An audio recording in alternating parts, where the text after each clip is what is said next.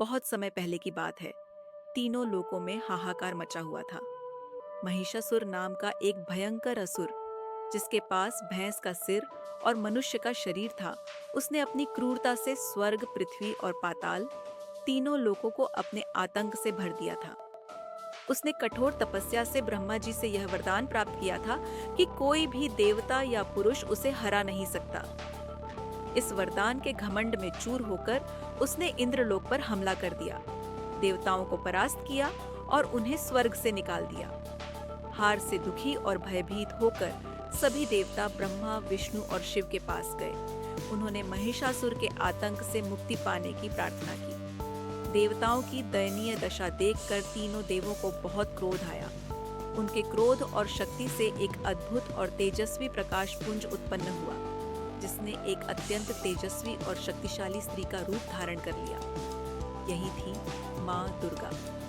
माँ दुर्गा का रूप ऐसा था कि उन्हें देखते ही हर कोई उनकी शक्ति का अनुभव कर सकता था। सभी देवताओं ने उन्हें अपनी अपनी शक्तियां और अस्त्र शस्त्र दिए। भगवान शिव ने उन्हें अपना शक्तिशाली त्रिशूल दिया, भगवान विष्णु ने अपना सुदर्शन चक्र, इंद्र ने वज्र और वरुण ने अपना पाश। हर देवता ने अपनी सबसे शक्तिशाली वस्तु माँ दुर्गा को सौंपी, क्योंकि वे जानते थे कि इस महान असुर का सामना केवल यही आदिशक्ति कर सकती है। अपने सिंह पर सवार होकर माँ दुर्गा ने रणभूमि की ओर प्रस्थान किया। उनकी दहाड़ से पूरा ब्रह्मांड गूंज उठा, जिससे महिषासुर का सिंहासन भी हिल गया। जब महिषासुर ने एक सुंदर स्त्री को रणभूमि में देखा, तो उसने अहंकार में भरकर उनका उपहास किया।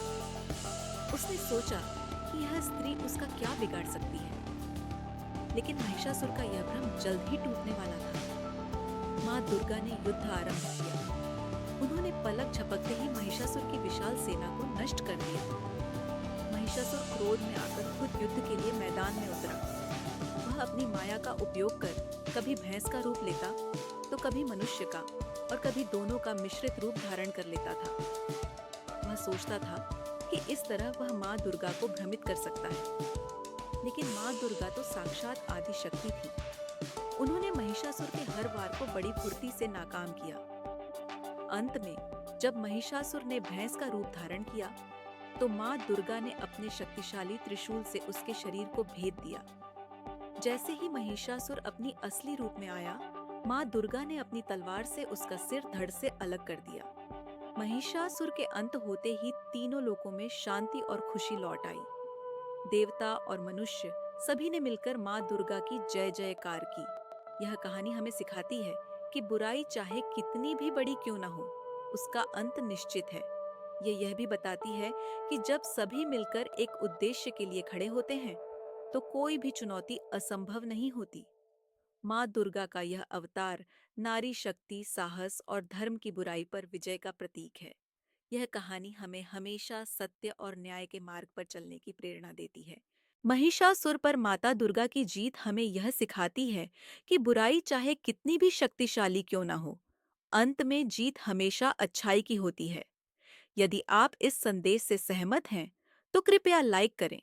हमारी इस आध्यात्मिक यात्रा में साथ देने के लिए सब्सक्राइब करें और इस प्रेरणादायक कहानी को अपने सभी प्रियजनों के साथ शेयर करें।